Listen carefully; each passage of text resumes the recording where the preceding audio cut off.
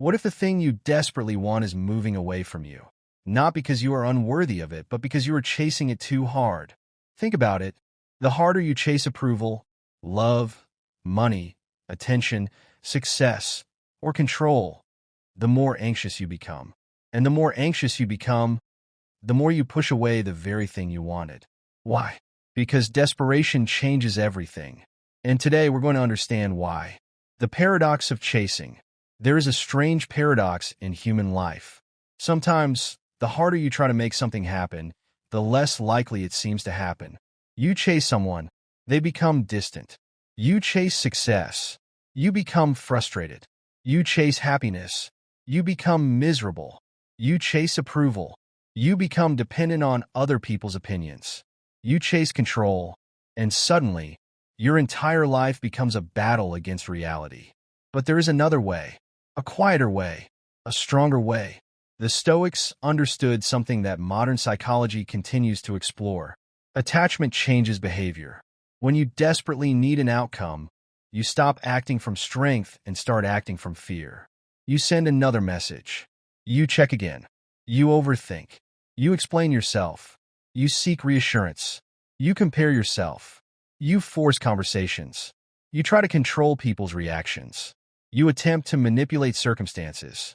And eventually, the thing you want begins to feel the pressure of your desperation. This is why letting go is not weakness. Sometimes, letting go is the strongest action you can take. The Stoics did not teach us to stop caring. They taught us to stop becoming slaves to what we care about. And that distinction can change your entire life. Why we chase. Let's begin with the uncomfortable truth. Most chasing does not come from desire. It comes from fear. You don't always chase someone because you love them. Sometimes you chase because you're afraid they will leave. You don't always chase success because you enjoy achievement.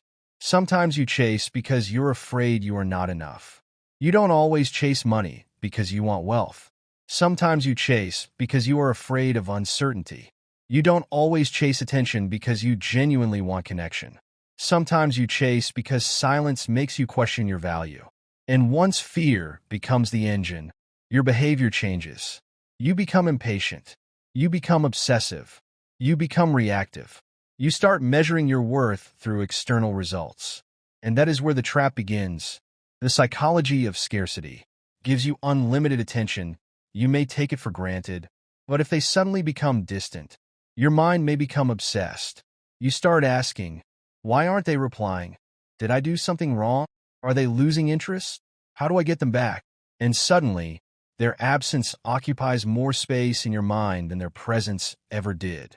This is partly the psychology of scarcity. When something appears rare, unavailable, or threatened, the mind can assign it greater value. But here's the danger. You may stop wanting the person and start wanting the feeling of getting them back. You may stop pursuing genuine connection and start pursuing validation. You may stop asking, is this good for me? And start asking, how can I make this happen? That difference is enormous, because once your mind becomes focused on possession, you lose the ability to evaluate. You stop observing reality. You start negotiating with it. When desire becomes desperation, the Stoics never said you should have no goals. They said you should understand what belongs to you and what is not. You can desire success. You can desire love. You can desire wealth. You can desire recognition. But you cannot make these things the condition for your peace. Because the moment your happiness depends completely on an external result, you have surrendered your freedom. Epictetus emphasized this principle repeatedly. Some things are within our control, while others are not. Your effort is yours. The outcome is not completely yours. Your character is yours. Another person's feelings are not yours. Your actions are yours. The world's response is not yours. Your preparation is yours. The final result is not completely yours. This is the foundation of Stoic freedom. The difference between pursuing and chasing. I must make this happen. Pursuit says, I want this. Chasing says, I need this. Pursuit allows patience. Chasing creates panic. Pursuit respects reality. Chasing fights reality. Pursuit allows another person freedom. Chasing creates pressure. Pursuit comes from intention. Chasing often comes from insecurity. Imagine two people applying for the same opportunity. One prepares carefully. They submit their work. They improve their skills. Then they continue living. The other checks their email every 5 minutes. They imagine rejection. They compare themselves to everyone else. They constantly worry. Technically, both are pursuing success. But psychologically, only one remains free. The Stoic approach is not, don't try. It is, try completely, then release completely.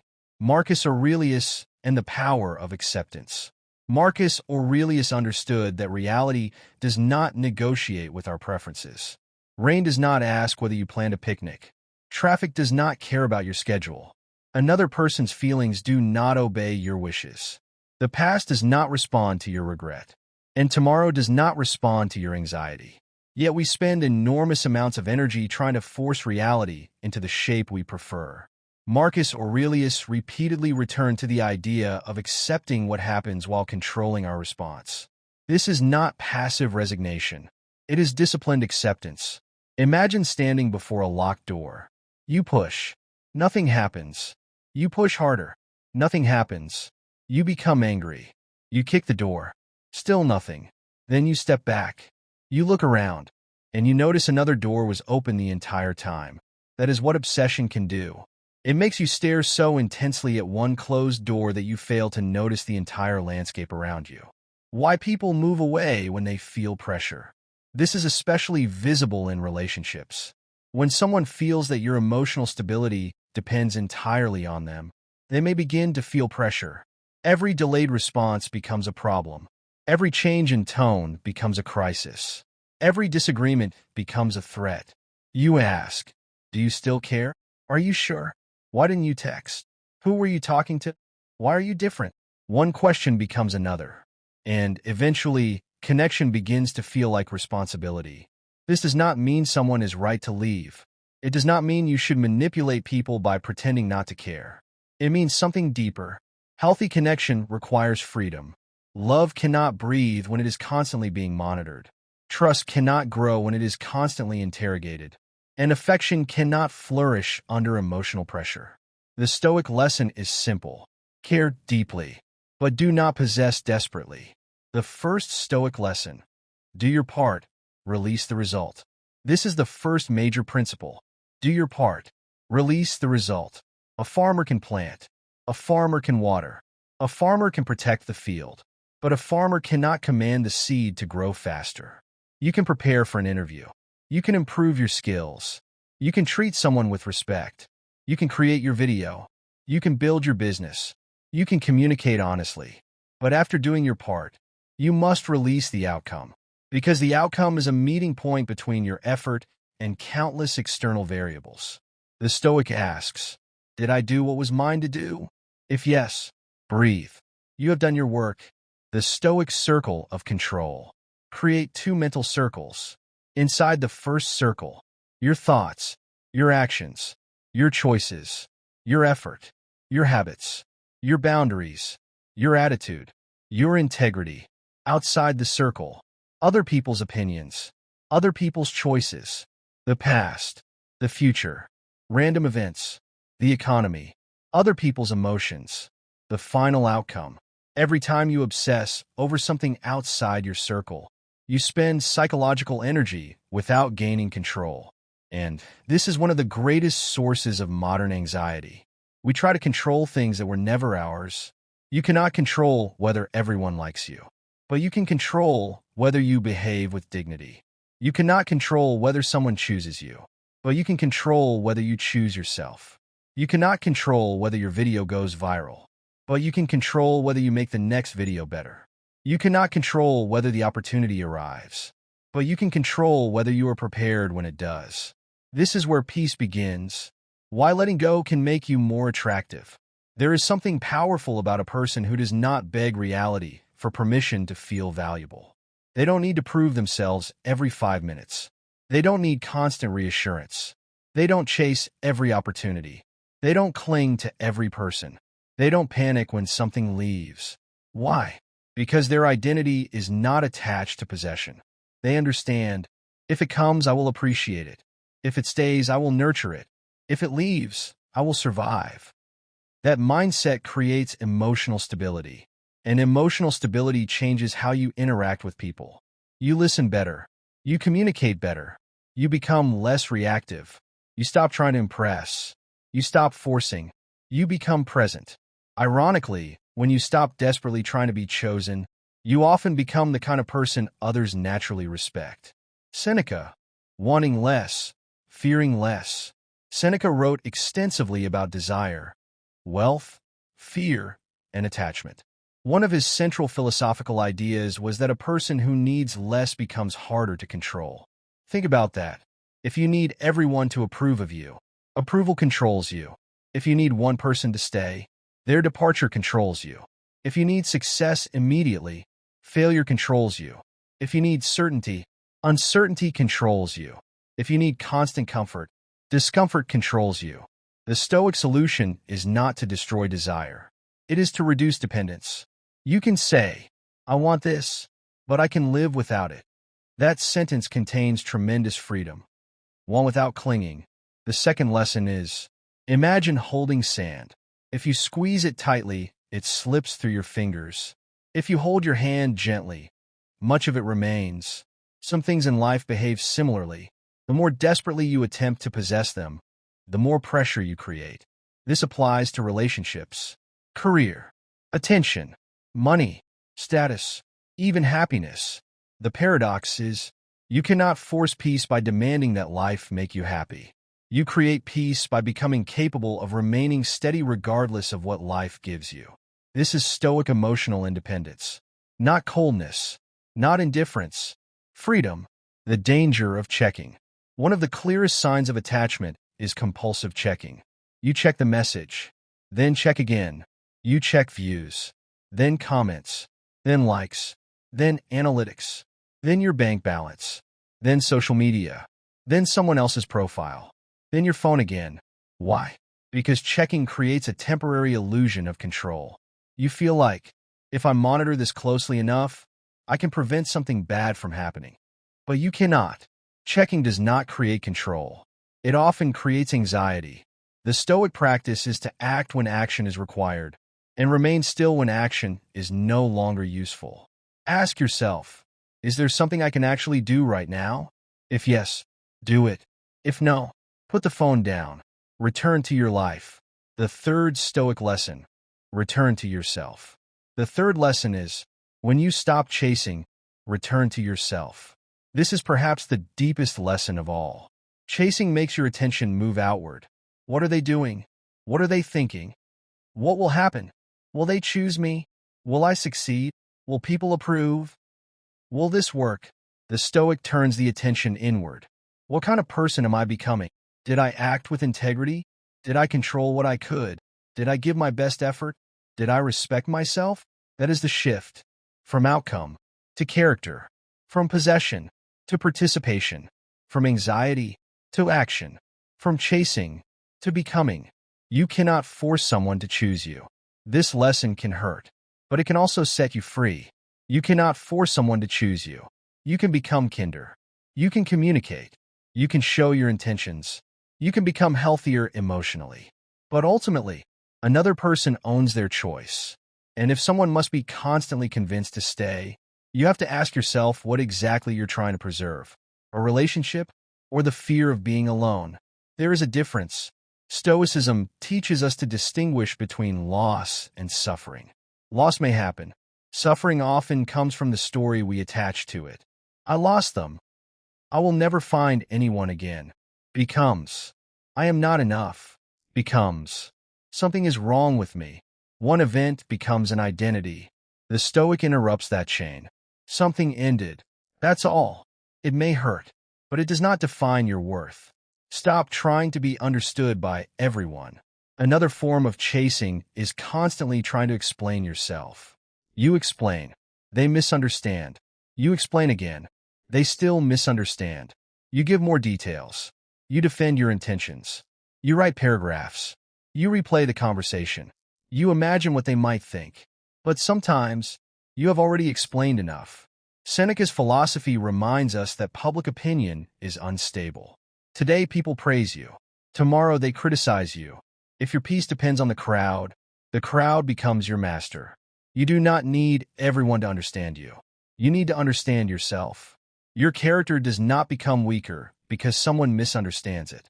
A diamond does not become glass because someone calls it glass. The chase for success. Now consider success. There is nothing wrong with ambition, but ambition becomes destructive when you make achievement your identity. You tell yourself, when I reach this number, I'll be happy. When I make this much money, I'll relax. When I get this many subscribers, I'll feel successful. When I get that job, I'll finally feel worthy. Then you reach the goal. And 5 minutes later, there is another goal. This is the hedonic treadmill. The destination keeps moving. The Stoic solution? Enjoy progress without making progress your identity. Work hard. Build. Create. Improve. But do not postpone your right to experience peace until some imaginary future version of yourself arrives. The art of non-attachment. Visual. Leaves floating down a river. Music. Flowing water with soft ambient music. Non-attachment is often misunderstood. It does not mean, I don't care. It means, I care without losing myself. You can love someone without owning them. You can pursue success without worshiping it. You can enjoy money without becoming its servant. You can appreciate praise without needing it. You can accept criticism without allowing it to define you. You can want an outcome without demanding it. That is non-attachment. The open hand, not the clenched fist. What happens when you stop forcing? Something strange happens when you stop forcing. You notice. You notice opportunities. You notice people who genuinely want to be around you. You notice your own thoughts. You notice how exhausted you were. You notice how much energy went into trying to control things that were never yours. And sometimes, you realize you weren't actually chasing the thing. You were chasing certainty. You wanted proof that everything would be okay. But life cannot give you that proof. No one can. Stoicism gives you something better. The confidence that you can handle uncertainty. That is stronger than certainty. You don't need to know how it will end. One of the reasons we chase is because we want to know the ending. Will they stay? Will I succeed? Will this work? Will everything be okay? But the future is not available for inspection. You must walk into it. Marcus Aurelius lived under uncertainty. War, political instability, personal loss, illness, death. Yet his philosophy continually returned to the present moment. Why? Because the present is where your agency exists. You cannot live tomorrow today. You can only prepare today. So prepare, then live. The let it come to you principle. Let it come to you does not mean sitting on the couch waiting for destiny. It means do your work without desperation, improve without obsession, love without possession, speak without begging, create without constantly checking the response, apply without expecting guaranteed acceptance, give without demanding immediate repayment, then allow reality to respond. Your job is to create the conditions, not command the result. The gardener prepares the soil, the gardener plants, the gardener waters, then the gardener waits. That waiting is not laziness. It is trust. Stop chasing validation. Validation is addictive because it temporarily answers a painful question. Am I enough? A like says yes. A compliment says yes. A message says yes. A promotion says yes. But when the external signal disappears, the question returns. So you seek another signal, and another, until your self-worth becomes a stock market controlled by strangers. Stoicism asks you to build an internal source of value. Ask, did I act honorably? Did I improve? Did I keep my word? Did I treat people fairly? Did I remain disciplined? Those answers matter more than applause. When someone pulls away, if someone pulls away, your first instinct may be to chase. Don't. Pause. Breathe. Observe. Maybe there is something you need to repair. If so, repair it. Maybe there is a conversation you need to have. Have it. But after honesty, leave room. Do not turn communication into pursuit. Do not turn affection into pressure. Do not turn fear into manipulation. Give people the dignity of choice, and give yourself the dignity of accepting their choice. Because if someone chooses to leave, chasing them may bring their body back temporarily, but it cannot manufacture genuine willingness. The power of silence. Silence is uncomfortable when you're addicted to control. You want to send one more message, explain one more thing, ask one more question, but sometimes silence is the space where truth becomes visible. When you stop interfering, you see who reaches out. You see who cares. You see which opportunities return. You see which relationships require constant maintenance from only one side. Silence reveals. And sometimes the most powerful thing you can do is nothing, not as a manipulation tactic, but because nothing is actually required. Stoic practice. The 24-hour rule. Here is a practical exercise. When you feel the urge to chase something emotionally, wait. Not forever. Just 24 hours when possible. Before sending the emotional message, wait. Before making the desperate decision, wait. Before confronting someone, wait. Before quitting everything, wait. Ask yourself, will this action still make sense tomorrow? Strong emotions demand immediate action. Wisdom often asks for time. A pause creates distance between feeling and behavior. And inside that distance, freedom lies. Stoic practice. The worst-case question. Ask yourself, what am I afraid will happen if I stop chasing? Maybe. They'll leave. People won't like me. I'll fail. I'll lose the opportunity. I'll be forgotten. Now ask, if that happened, could I survive it? Usually, the answer is yes. You might be hurt. You might be disappointed. You might need time, but you would survive. This is the Stoic practice of confronting fear rather than worshiping it. Fear becomes smaller when you look directly at it. Stoic practice. The open hand test. Take something you desperately want out of a person. A goal, money, recognition, an opportunity. Now say, I want this, that I will work for this, but I will not destroy my peace to obtain this. Repeat it. I want this, but I do not need this to know my worth. Again, I will give my best. Then I will let reality answer. This is not giving up. This is emotional sovereignty. Why neediness creates bad decisions. When you desperately need an outcome, you stop seeing clearly. You accept treatment you would normally reject. You ignore warning signs. You compromise your values. You tolerate disrespect. You make impulsive financial decisions. You say yes when you want to say no. You work beyond exhaustion. Why? Because desperation narrows perception. You become focused on obtaining the reward rather than evaluating the cost. Stoicism restores the wider view. Ask, what am I sacrificing to get this? If the answer is, my dignity, my peace, my values, my health, my identity, then the price may be too high. You are not behind. Another reason people chase is comparison. Someone else gets married. Someone else gets rich. Someone else builds a successful business. Someone else gets millions of views. Someone else seems happier. And suddenly, you feel late. So you chase. Faster. Harder. Without direction. But life is not a synchronized race. There is no universal clock. Marcus Aurelius did not need to become someone else. Seneca did not need another man's life. Epictetus understood that freedom begins by working with a life actually placed before you. Your task is not to catch everyone. Your task is to become yourself. Stop chasing the version of life you imagined. Sometimes we chase an imaginary future. The relationship we thought would happen. The career we thought we would have. The person we thought we would become. The life we planned years ago. And when reality changes, we keep chasing the old picture. But reality has moved. You must move with it. Acceptance does not mean approving every event. It means recognizing, this is what is happening now. From there you can choose. You cannot choose intelligently until you see clearly. Amor fati. Love what is. One of the most powerful Stoic ideas is amor fati. Love of fate. Not merely tolerating reality.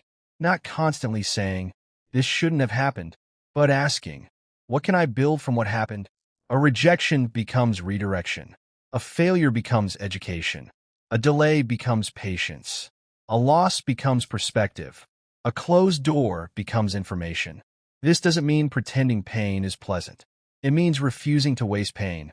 You take what happened and use it the moment you stop needing the outcome.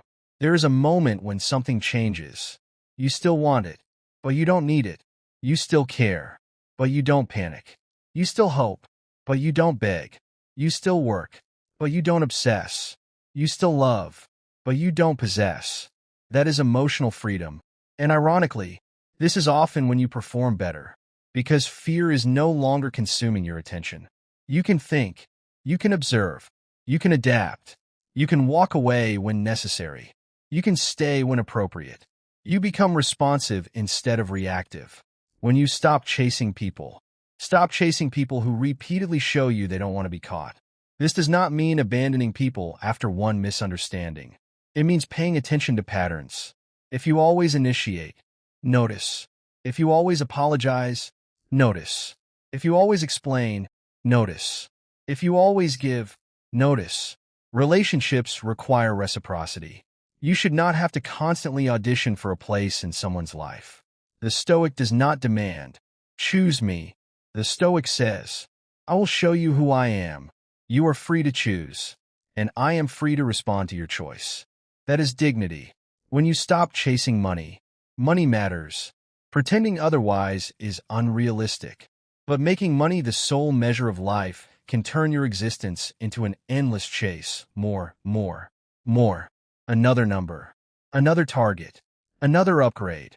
And eventually, you discover that wealth increased, but peace did not. The Stoic asks, how much is enough? Enough is not a universal number. But knowing what enough means protects you from endless appetite. Because if you never define enough, the world will define it for you. And the world always says, more. When you stop chasing happiness. Happiness is another thing that becomes difficult when hunted. You say, I need to feel happy. Then you monitor your emotions. Am I happy? Why am I not happy? What's wrong with me? You turn happiness into another performance. Instead, live, work, connect, rest, learn, create, experience discomfort, experience joy. Let emotions move. You don't need to feel wonderful every moment. You need to become capable of living meaningfully through every moment. That is deeper than happiness. That is resilience.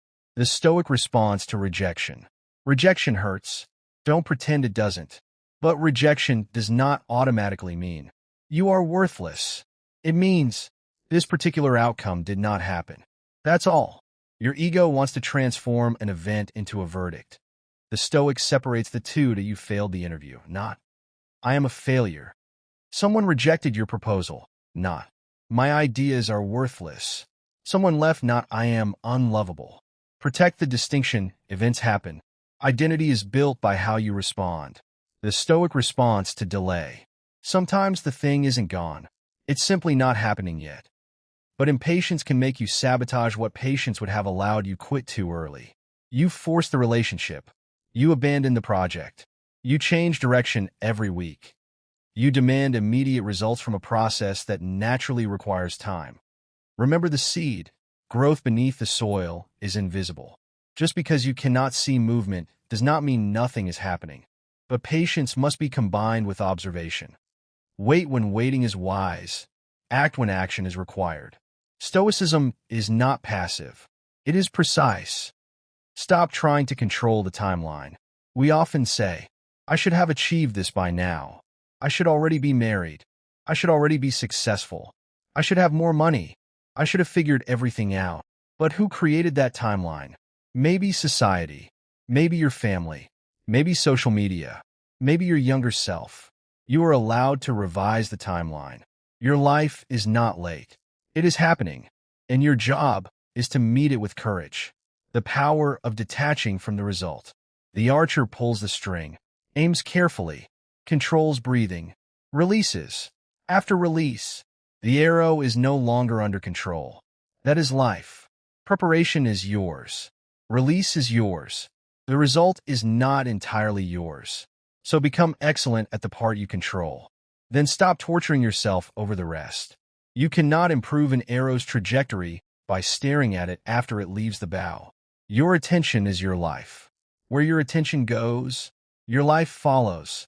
If your attention is constantly on someone else's behavior, you are living their life. If your attention is constantly on future outcomes, you are abandoning the present.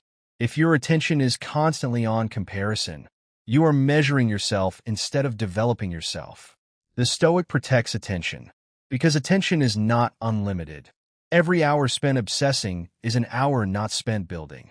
Every minute spent refreshing is a minute not spent creating. Every conversation replayed endlessly is energy removed from the present. Guard your mind. A morning practice for letting go. Every morning, ask 3 questions. Question 1. What is within my control today? Write down your actions. Question 2. What am I tempted to force? Identify the attachment. Question 3. What would I do today if I trusted myself to handle the outcome? Then act. This simple practice shifts your mind from fear to agency. An evening practice. At night, ask, where did I chase today? Did you chase approval? Did you chase someone's attention? Did you chase certainty? Did you chase productivity? Did you chase an outcome? Then ask, what could I have released? Finally, what did I control well? Do not use reflection to attack yourself. Use it to train yourself. Stoicism is not perfection. It is practice. The difference between giving up and letting go. Giving up says, I cannot do this. Letting go says, I have done what I can. Giving up comes from defeat. Letting go comes from acceptance. Giving up abandons responsibility. Letting go releases what was never yours. You can continue walking without carrying the entire mountain on your back. That is the difference. Letting go of the need to be right. Sometimes we chase victory in arguments. We need the last word. We need someone to admit we were right. We replay conversations. We imagine better responses. But what if peace is more valuable than victory? Epictetus taught that our judgments influence our disturbance. Not every disagreement deserves your energy. Sometimes the strongest response is, I understand your perspective, and then you walk away. Not because you're weak, because your peace is worth more than the argument. Letting go of the past. You cannot chase yesterday back into existence. You can regret. You can replay. You can imagine different choices. But the past does not negotiate. The only productive question is, what can I learn? Regret becomes useful when it becomes wisdom. Otherwise, it becomes punishment. Marcus Aurelius understood the importance of returning to the present. You are here. Now. This moment is still available to you. Use it. What to do when your mind starts chasing. When you notice yourself obsessing, use this 5-step process. Step 1. Notice. I am chasing. Step 2. Name the fear. What am I afraid will happen? Step 3. Separate control. What part is actually mine? Step 4. Act once. Do the useful action. Step 5. Release. Return to your life. Do not repeat the same action 10 times because anxiety demands reassurance. One clear action is often enough. The Stoic mantra. When you feel yourself chasing, remember, I will do my part. I will not force what is not mine. I will not beg for what must be freely given. I will not trade my peace for an outcome. I will accept what I cannot change. I will improve what I can. And I will keep moving forward. You don't have to run after what is meant to stay. There's a popular phrase, what is meant for you will find you. But let's make it more realistic. Not everything meant for you will magically appear. You still have to act. You still have to communicate. You still have to work. You still have to take risks. But you do not have to destroy yourself trying to force the result. The right opportunity may require effort. The right relationship may require communication. The right future may require discipline. But none of these require desperation. Effort says, I am willing. Desperation says, I am terrified. Learn the difference. Become the person who does not need to chase. Instead of asking, how do I make them choose me? Ask, how do I become someone I respect? Instead of, how do I get everyone to like me? Ask, how do I live according to my values? Instead of, how do I guarantee success? Ask, how do I become excellent? Instead of, How do I control the future? Ask, how do I prepare for it? Change the question, and you change the life. Build a life that does not depend on one outcome. If one person becomes your entire world, their absence can destroy you. If one goal becomes your entire identity, failure can destroy you. If one number becomes your measure of worth, a bad month can destroy you. Build a wider life. Have meaningful work. Have relationships. Have hobbies. Have solitude. Have physical movement. Have learning. Have spiritual or philosophical reflection. Have goals. Have rest. Then no single outcome holds your entire emotional existence hostage. Stoicism is not about becoming cold. Some people misunderstand Stoicism. They think, don't care, don't love, don't feel. That's not the goal. The Stoic can love deeply. The Stoic can grieve. The Stoic can celebrate. The Stoic can feel disappointment. The difference is that emotions are experienced, not worshipped. You feel fear, but you don't let fear drive the car. You feel love, but you don't turn love into possession. You feel ambition, but you don't make ambition your identity. That is emotional mastery. From getting to becoming. Perhaps the greatest reason we chase is because we are obsessed with getting. Get the person, get the money, get the success, get the attention, get the result. But Stoicism asks a different question. Who are you becoming while you pursue it? Because the outcome may disappear. The person may leave. The money may vanish. The opportunity may close. The applause may stop. But the character you built remains. So build that. Build discipline. Build courage. Build patience. Build wisdom. Build emotional control. Build independence. Build integrity. Then your life becomes stronger than any individual outcome. Final message. The art of letting go. Maybe the thing you are chasing is not running away. Maybe life is simply asking you to stop running. Stop running after people who have already shown you where they stand. Stop running after approval from people who may never understand you. Stop running after certainty in a world that cannot provide it. Stop running after happiness as if it is a finish line. Stop running after success as if your worth depends on it. Stop running from silence.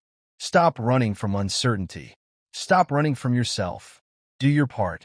Speak honestly. Work diligently. Love sincerely. Prepare completely. Give your best. Then, open your hand. Let the outcome breathe. Let people choose. Let time reveal. Let reality answer.